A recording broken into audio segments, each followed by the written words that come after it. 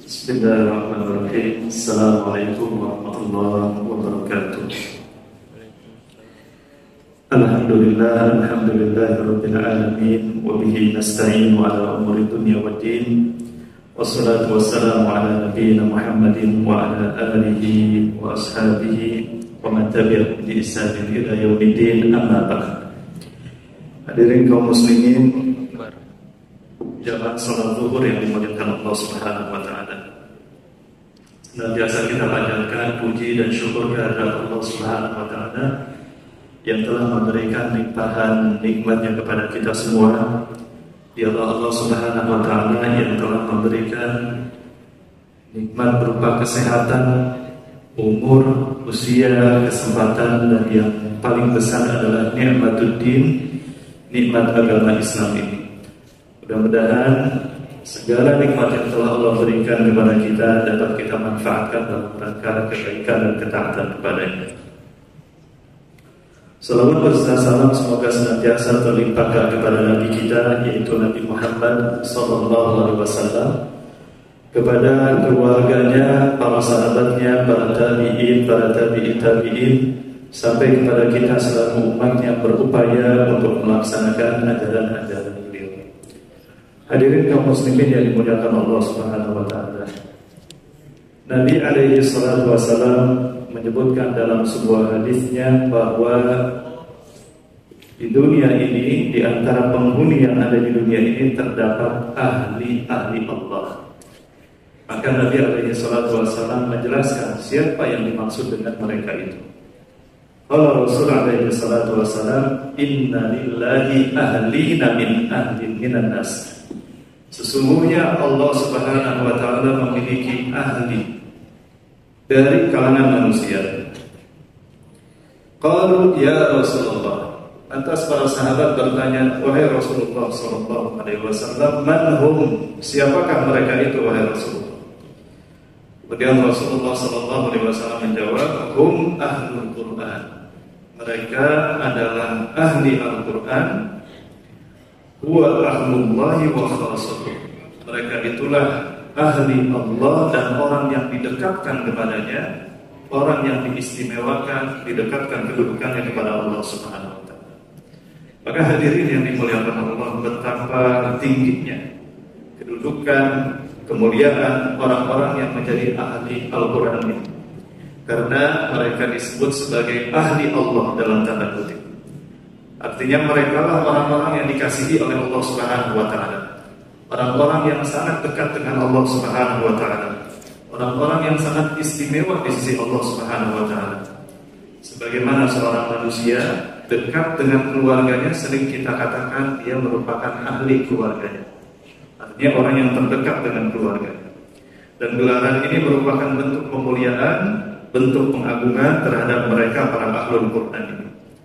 Allah Subhanahu wa taala menjelaskan di dalam Al-Qur'an berkenaan dengan hadis yang tadi dibacakan, alladzina atainahumul kitab yatlunahu haqqa tilawati. Mereka orang-orang yang telah diberikan Al-Qur'an, yatlunahu haqqa tilawati, dan mereka senantiasa mendawamkan, merutinkan untuk membaca Al-Qur'an dengan sebenar-benarnya bacaan. Ulaika yu'minuna bihi. Mereka itulah adalah orang-orang yang beriman kepada Al-Quran. Wa may yakfur bih, dan barang siapa yang mengingkari Al-Quran, fa ulaika humul khasirun, maka mereka itulah termasuk orang-orang yang merugi. Ibnu Qayyim rahimahullah mengatakan bahwa yang dimaksud dengan tilawah dalam ayat tersebut, tilawatul lafzi wa tilawatul ma'na. Tilawah lafaz Al-Quran dan juga tilawah memahami kandungan isi Al-Quran. Tilawatul lafzi wa tilawatul ma'na. Maka makna daripada tilawatul ma'na Al-Quran ini adalah lebih mulia, lebih utama daripada sekedar tilawah lafaznya saja, sekedar orang membacanya saja. Dan orang-orang yang memahami kandungan Al-Quran, maka mereka itulah ahli Al-Quran. Mereka mendapatkan pujian dari Allah Subhanahu wa taala baik itu di dunia maupun di akhirat. Allah Subhanahu wa taala menyebutkan di dalam Al-Qur'an, "Wa laqad yassarnal Qur'ana lidzikr fahal min muddakir. Sungguh kami telah mudahkan Al-Quran itu untuk diambil sebagai peringatan, sebagai pelajaran. Fahal min muddakir, maka adakah orang yang mau, yang hendak untuk mengambil pelajaran dan peringatan daripada Al-Quran itu?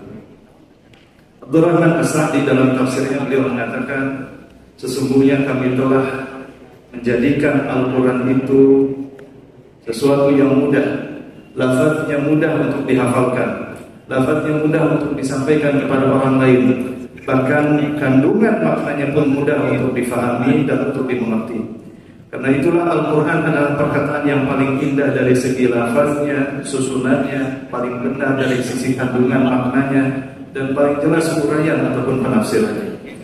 Maka setiap orang menghadapkan diri dengan bersungguh-sungguh mempelajari Al-Quran, Allah akan mudahkan baginya dan meringankan baginya untuk mencapai tujuannya tersebut, yakni untuk memahami Al-Quran. Maka peringatan ataupun pelajaran yang terdapat atau yang dijelaskan dalam ayat tersebut meliputi berbagai bentuk peringatan dan pelajaran-pelajaran Al-Quran bagi manusia. Baik itu penjelasan berkenaan dengan halal dan haram, penjelasan berkenaan dengan perintah dan larangan, hukum ataupun balasan, ganjaran, pahala dan siksaan, nasihat, renungan ataupun keyakinan-keyakinan, dan berita-berita yang bermanfaat yang benar. Cukuplah firman Allah Subhanahu wa taala menunjukkan kepada kita betapa tingginya kemuliaan, keutamaan orang-orang yang diberikan pemahaman Al-Quran yang benar ini.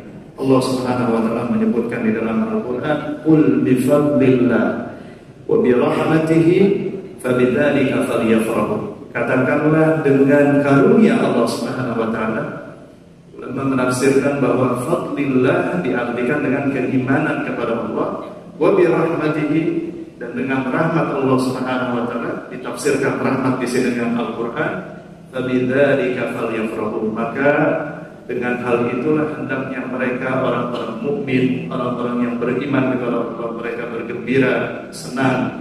Wa khairum mimma yajma'un. Hal itulah lebih baik daripada kesenangan duniawi yang dikumpulkan oleh selain mereka. Hadirin kaum muslimin yang dimuliakan Allah Subhanahu wa taala. Nabi alaihi salatu wasallam menyebutkan dalam sebuah hadisnya, dalam sebuah hadis yang sering kita dengarkan, beliau mengatakan, khairukum man ta'allama al-Qur'ana wa 'allama. Sebaik-baik kalian adalah orang yang mempelajari Al-Qur'an dan juga mengajarkan. Imam Asy-Syafi'i rahimahullah berkata, barang siapa yang mempelajari Al-Qur'an maka akan tinggi kedudukannya. Demikian juga Imam Ibnu Qayyim menyatakan mempelajari dan juga mengajarkan Al-Qur'an di dalam hadis tersebut mencakup, meliputi mempelajari dan mengajarkan lafaznya, juga mempelajari dan mengajarkan kandungan maknanya. Maka hadirin yang dimuliakan Allah Subhanahu wa taala, Al-Quran memiliki beberapa fungsi ketika Al-Quran itu diturunkan kepada umat manusia. Hal ini sebagaimana dijelaskan di dalam ayat, Allah Ta'ala menyebutkan, Ya ayyuhan nas, qad ja'akum mau'izatun min rabbikum wa shifaa'un lima fis sudur wa hudan wa rahmatun lil mu'minin. Wahai sekalian manusia, sesungguhnya telah datang kepada kalian mau'izah, pelajaran. Al-Quran yang berfungsi sebagai pelajaran. Mau'izatun min rabbikum wa shifaa'un lima fis sudur. Demikian juga sebagai obat penyembuh, penawar terhadap penyakit kerancuan yang ada di dalam diri. Wa hudan wa rahmatul lil mu'minin, sebagai petunjuk dan rahmat bagi orang-orang yang beriman. Maka sekurang-kurangnya fungsi Al-Quran, diturunkannya Al-Quran ini terkandung di dalam ayat ini. Yang pertamanya adalah sebagai pelajaran bagi umat manusia, sebagai penawar bagi penyakit hati mereka, dan sebagai petunjuk bagi mereka, dan yang keempatnya adalah sebagai rahmat bagi orang-orang yang beriman. Sebagai contoh, hadirin yang dimuliakan Allah Subhanahu wa taala, dalam sholat kita senantiasa membaca doa, baik itu sholat fardu maupun sholat sunnah. Dalam setiap rakaatnya selalu ayat ini tidak lupa, tidak kita lewatkan untuk membaca, yaitu ayat yang mengandung doa, ihdinas siratal mustaqim. Ya Allah, tunjukilah kami kepada jalan yang lurus. Maka disinilah fungsi Al-Quran sebagai hudan, sebagai petunjuk. Contoh, ketika seseorang akan mengkonsumsi suatu makanan, maka di dalam Islam dijelaskan mana makanan yang dihalalkan, mana makanan yang diharamkan, minuman yang diperbolehkan, minuman yang tidak diperbolehkan, dan seterusnya. Ketika seseorang berpaling daripada jalan yang lurus yang telah ditunjuki oleh Al-Quran dengan mengkonsumsi khamar, dengan melakukan maisir, dengan mengkonsumsi minum-minuman keras atau obat-obatan terlarang dan narkotika, maka hal itu akan menyimpang daripada jalan yang lurus. Sehingga apa yang terjadi pada saat ini, apa yang berlaku pada saat ini di Amerika Serikat, banyak sekali angka kematian yang meninggi karena overdosis. Dalam hal makanan, Allah Ta'ala menunjukkan, memberikan petunjuknya. Demikian juga dalam hal yang lainnya, hubungan sesama manusia, di mana di dalam Islam disyariatkan, dibenarkan adanya pernikahan, adanya perkawinan ataupun adanya pernikahan ini, dan Allah Subhanahu wa Ta'ala telah mengaturnya. Sementara di belahan bumi yang lain, misalkan saja kita sebut di sebuah negara di Jepang, di sana di mana populasi penduduknya sangat berkurang, sangat drastis. Sulit dicari orang-orang muda, sulit dicari anak-anak. Infrastruktur mereka miliki dengan sangat bagus, sekolah, rumah sakit, tetapi tidak ada populasi, tidak ada manusia yang berkunjung kepada. Nah, inilah sekiranya hadirin yang dimuliakan Allah Subhanahu wa Ta'ala, ihdinas siratal mustaqim. Ya Allah, tunjukilah kami kepada jalan yang lurusnya. Dalam ayat yang lainnya Allah Ta'ala menyebutkan, inna hadzal qur'ana yahdi lillati hiya aqwam. Sesungguhnya Al-Quran ini menunjukkan kepada kita, memberikan petunjuk kepada kita, lillati hiya aqwam, kepada jalan yang lebih lurus. Wa yubasysyirul mu'minin, dan memberikan petunjuk atau memberikan kabar gembira kepada orang-orang yang beriman, alladzina ya'maluna shalihat, yaitu mereka orang-orang yang melakukan kebaikan, anna lahum ajran kabira, sesungguhnya mereka akan mendapatkan pahala yang begitu besar. Dalam kitab tafsir Taisir Al-Karim Rahman, Syekh Abdurrahman As-Sa'di, beliau mengatakan, sesungguhnya di dalam ayat ini Allah Subhanahu wa Ta'ala mengabarkan tentang kemuliaan dan keagungan Al-Quran, bahwasanya Al-Quran ini memberikan petunjuk kepada jalan yang paling lurus, jalan yang paling mulia, baik itu dalam akidah, dalam amal perbuatan, dalam akhlak. Sehingga barang siapa yang mengikuti petunjuk yang diserukan, yang diajarkan di dalam Al-Quran, maka dia akan menjadi manusia yang paling baik, yang paling sempurna, paling lurus, dan paling terbimbing, mendapatkan bimbingan dalam segala urusan-urusannya. Maka tidak ada satu kitab pun yang mengandung bukti, argumentasi tentang perkara-perkara yang mulia yang dituntut di dalam Islam, berupa tauhid, penetapan sifat-sifat Allah Subhanahu wa Ta'ala, dan juga hari kebangkitan dan juga kenabian selain daripada apa yang dijelaskan di dalam Al-Quran. Hadirin kaum muslimin yang dimuliakan Allah Subhanahu wa Ta'ala, maka bagaimana kita bisa mendapatkan petunjuk dan mengoptimalkan petunjuk yang ada di dalam Al-Quran itu? Sebuah pertanyaan yang coba dijawab oleh Ibnu Qayyim Al-Jauziyah. Ketika beliau menjelaskan ayat tersebut, beliau mengatakan, jika engkau hendak mendapatkan manfaat dari petunjuk Al-Quran, maka pusatkanlah dirimu, maka pusatkanlah hatimu ketika membaca dan menyimak Al-Quran. Fokuskanlah, fungsikanlah pendengaranmu, hadirkanlah dirimu sebagaimana hamba Allah Subhanahu wa Ta'ala Nabi Muhammad alaihi salatu wasalam ketika menerima Al-Quran ini dengan betul-betul menghadirkan dirinya ketika Al-Quran tersebut diturunkan kepada beliau sallallahu alaihi wasallam.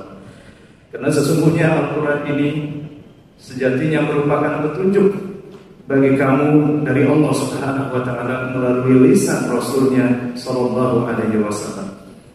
Oleh karena itu hadirin yang dimuliakan Allah Subhanahu wa Ta'ala, orang-orang yang hidup hatinya dengan iman kepada Allah, maka mereka inilah yang akan bertambah kuat, bertambah sempurna keimanan dan kebaikan yang ada di dalam diri mereka setiap kali mereka melantunkan Al-Quran dengan lisannya, setiap kali mereka membaca Al-Quran dengan lisannya, setiap kali mereka mendengarkan Al-Quran dengan pendengarannya.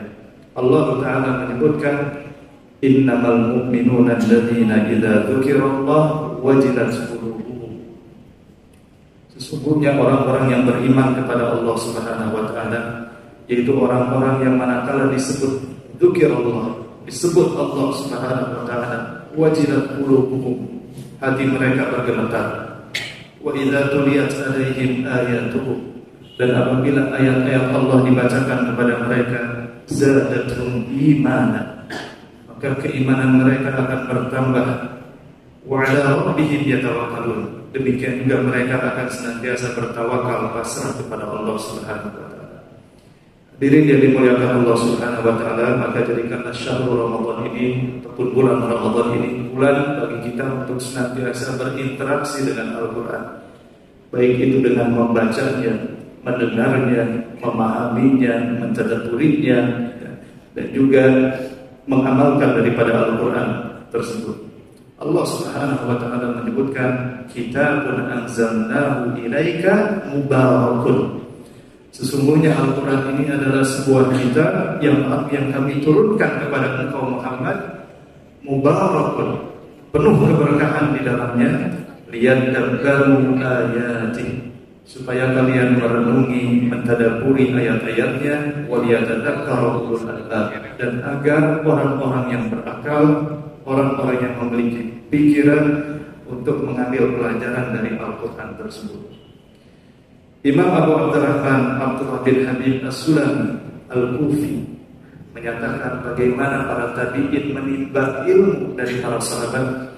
Beliau mengatakan, ketika kami mempelajari Al-Quran dari suatu kaum, yaitu dari para tokoh-tokoh sahabat, Utsman bin Affan, Abdullah bin Mas'ud dan yang lainnya, dan juga selain mereka berdua, mereka menyampaikan kepada kami, para tabi'in, bahwa dulunya ketika mereka mempelajari ayat Al-Quran langsung dari Rasulullah SAW dan sampai pada 10 ayat, maka mereka tidak akan pindah, tidak akan melewati ayat-ayat berikutnya sebelum mereka mempelajari ayat tersebut, memahami kandungannya, dan juga mengamalkannya secara keseluruhan. Inilah yang dilakukan para tabi'in ketika mereka menimba ilmu dari sahabat ridwanullahi alaihim. Demikian juga para sahabat menimba ilmu tersebut dari Rasulullah SAW. Sebaliknya, hadirin yang dimuliakan Allah Subhanahu wa taala, di dalam Al-Quran Allah Ta'ala menerangkan keburukan, kejelekan yang besar yang terdapat pada orang-orang yang berpaling, yang terdapat pada orang-orang munafik, yaitu mereka orang-orang yang hatinya tertutup, terkunci dari menerima kebenaran. Sebagaimana disebutkan di dalam Al-Quran, afala yatadabbaruna al-Quran am ala qulubin aqfaluha. Tidakkah mereka mentadabburi, merenungi Al-Quran, ataukah hati mereka telah terkunci, tertutup rapat dari menerima kebenaran tersebut? Nabi SAW memberikan sebuah ilustrasi, mathalul munafiqin alladhi yaqra'ul Qur'an kamathali raihanah. Perumpamaan orang-orang munafik yang mereka itu membaca Al-Quran seumpama buah raihanah. Rihuha tayyibun wa ta'muha mur. Buah itu memiliki aroma yang wangi, yang bagus, yang indah, tetapi rasanya pahit. Demikianlah hadirin yang dimuliakan Allah Subhanahu wa taala, ceramah singkat yang bisa disampaikan berkenaan dengan fungsi diturunkannya Al-Quran. Mudah-mudahan di bulan Ramadan ini menjadikan kita semakin bersemangat lagi untuk berinteraksi dengan Al-Quran, tilawatan wa tadabburan wa amal, baik itu dengan membacanya, mendengarnya, mentadabburi, dan juga mengamalkan. Subhanakallahumma bihamdika wa tabaraka ismuka wa ta'ala jadduka wa la ilaha ghairuk. Dan akhirnya kita tutup dengan doa, Rabbana atina fid dunya hasanah wa fil akhirati hasanah wa qina adzabannar. Wassalamualaikum warahmatullahi wabarakatuh.